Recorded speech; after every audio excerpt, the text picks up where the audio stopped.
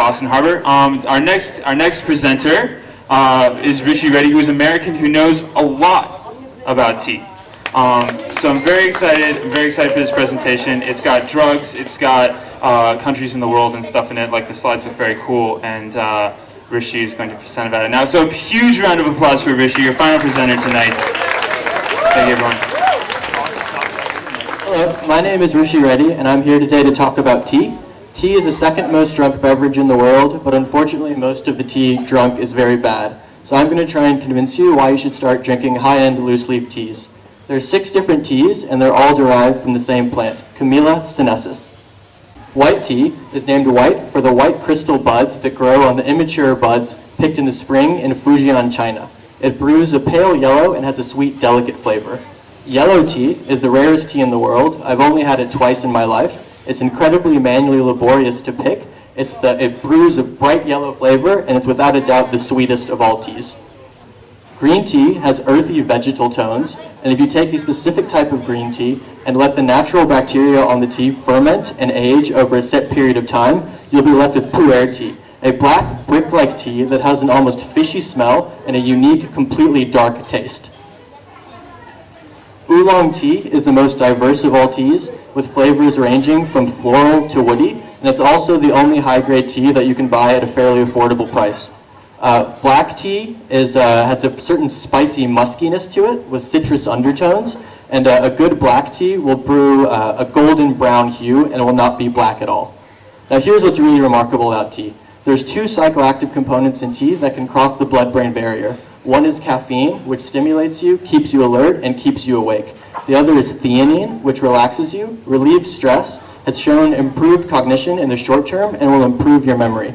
The synergistic effect of caffeine and theanine working on your brain is what produces the pleasant buzz of being on tea that's both alert and relaxed. This buzz is what makes tea so conducive to thinking, reading, and fostering intellectual exchange between friends, and is what ultimately separates tea from all other refined beverages.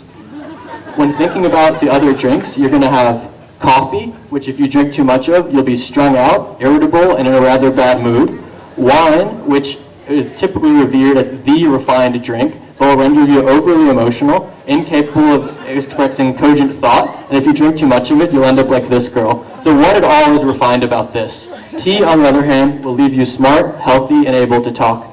Tea has a number of health benefits, including better immunity, reduced blood pressure, reduced cholesterol, but the most important of which is it's shown to decrease cognitive decline with aging. This is the scariest part of getting older for me, and tea will help retard this process, and is part of the reason why I drink it every day.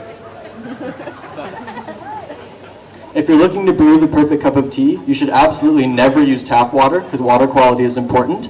Each tea has its own specific brewing temperature, and if you use boiling water with white teas or green teas, you'll scorch them, cause them bitter, and they'll be undrinkable. Each tea has a specific amount of steep time, and you should always throw out your first brew, because it'll be over-caffeinated and too strong. Now, bagged tea is categorically bad, and you should never drink it. The best parts of tea are the stemmy, prickly parts. Those have the most theanine and the most flavor, and those would prick through the bag, rendering it unable to use. So the tea that goes into bagged tea is the absolute lowest quality. So not only does it have no taste, it does not produce the theanine buzz, and there's no need to drink it.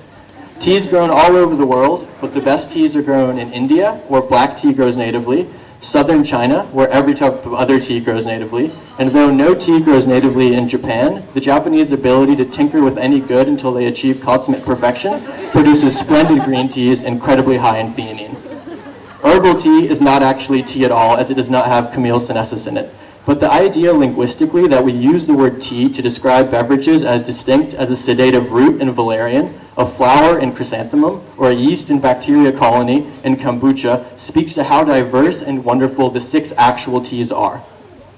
If you're looking to buy tea in Phnom Penh, like you all should be now, there's only one tea shop I know of that's any good. It's on the northwest corner of Mani Vong and Mao. It's run by a Chinese Khmer who spent 10 years studying tea in China, and he's probably the most knowledgeable tea master in the entire country. Now I'm briefly going to change gears and talk about cultural phenomenon. Brian Eno was one of the early pioneers of electronic music, and he posited an interesting question. Why, when you design an airport, is so much thought given to the structure and layout of the building, but no thought given to the music that's played inside that everyone is forced to hear? So he went out and produced an ambient piece of music that was meant to be played in airports to alleviate a lot of the stress and anxiety associated with traveling. So I started thinking about the similar question in the context of tea. Why, when you go to a dinner party, is it a cultural faux pas to serve someone boxed wine, or goon for the Australians, but it's perfectly acceptable to serve someone bag tea? Why, when you go to a wedding, will you be offered your choice between Merlot or Chardonnay, and the utmost care will be given to decide the floral design on the tables, the cake, and the dress the bride wears, but no thought will be given to the tea that's served after dinner? And I ultimately think it's because the learning curve for tea is really high, and there isn't necessarily a cultural awareness of how great tea is across the world. And I liken this to my personal experience with cheese. Growing up, I really didn't like cheese because I'd had Kraft singles. It's a really crappy American processed cheese that's probably illegal in France. But one day in my teenage years, I was traveling on the English countryside, and I had a bite of Stilton, a remarkable British blue cheese.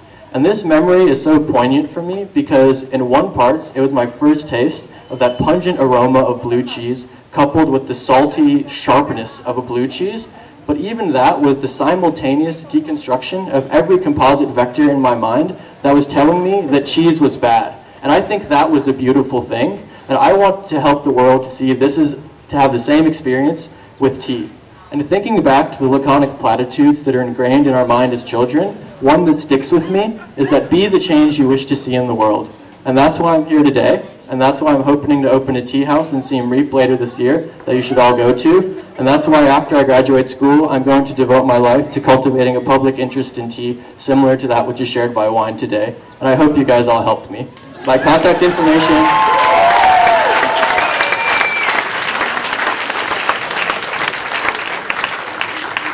All right, cool. Oh yeah, here you go. If anybody asks a question, you get a bag of high-grade Fujian oolong tea. Water temperature is boiling, steep time is 3 minutes. Yeah. Is the International Tea Lobby paying you? And if not, why not? Because you're brilliant. I actually don't think there is an international tea lobby. There are 20 buyers that buy all the Darjeeling tea in the world, and I don't think they're connected in any way. So no, I'm not getting paid. Well, now's the time. Oh yeah, I actually met somebody the other day who claimed to be allergic to tea. So maybe he's allergic to, oh, that guy over there.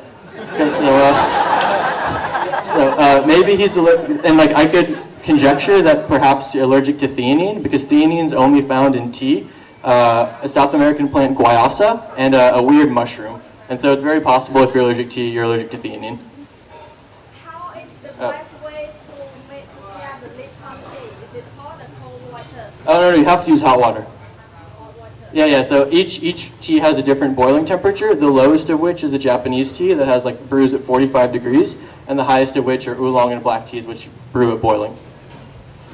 What was the best cup of tea you've ever had in your entire life? I'll tell a story about being American. Okay, so I had just read Moby Dick, which is like the great American work of fiction, and there's a passage in it in which I and many other readers fixed upon, in which Ishmael, the protagonist, is pontificating upon how no one can understand the whale, the truly investigated whale, except on the profound and unbounded sea. And there I was in my small New York apartment wondering, like, what am I doing here in New York? The whale is way out there. So I drove to Plymouth, Massachusetts, which is the closest place to see a whale, and I had about 2 hours to kill. So Nerd Night happens every 2 weeks.